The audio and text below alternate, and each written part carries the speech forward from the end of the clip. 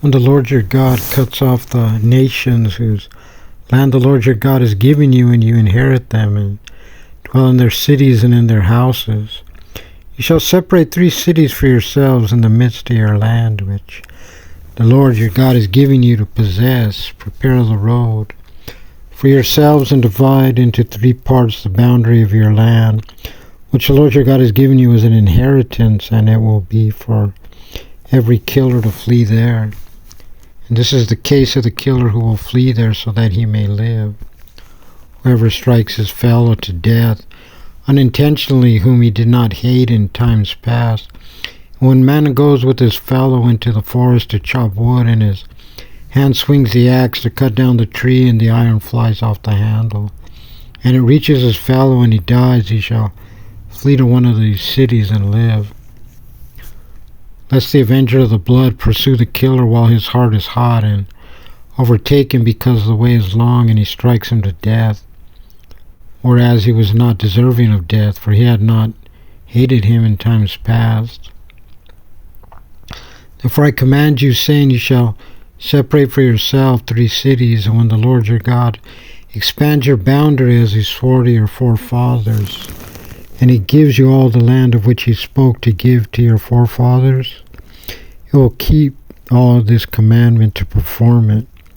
which I command you this day, to love the Lord your God, and to walk in his ways all the days. You shall add 3 more cities for yourselves in addition to these 3, so that innocent blood will not be shed in the midst of your land, which the Lord your God gives you for an inheritance, which would deem you guilty of having shed this blood. But if a man hates his fellow, lies in wait for him, rises up against him, and strikes him mortally,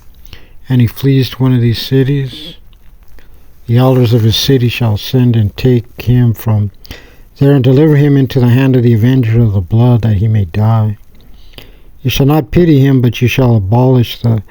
shedding of the blood of the innocent from Israel, and it will be good for you. You shall not pull back your neighbor's landmark, which the earlier ones have set as borders in your inheritance, which you will inherit in the land that the Lord your God gives you to possess. 1 witness shall not rise up against any person for any iniquity for any sin regarding any sin that he will sin.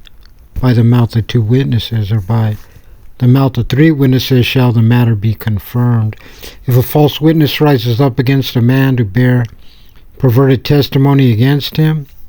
then the 2 men between whom the controversy exists shall stand before the Lord, before the Kohanim and the judges who will be in those days. And the judges shall inquire thoroughly, and behold, the witness is a false witness. He has testified falsely against his brother, and you shall do to him as he plotted to do to his brother. You shall thus abolish evil from among you. And those who remain shall listen in fear, and they shall no longer continue to commit any such evil thing among you. You shall not have pity, life for life, eye for eye, tooth for tooth, hand for hand, foot for foot.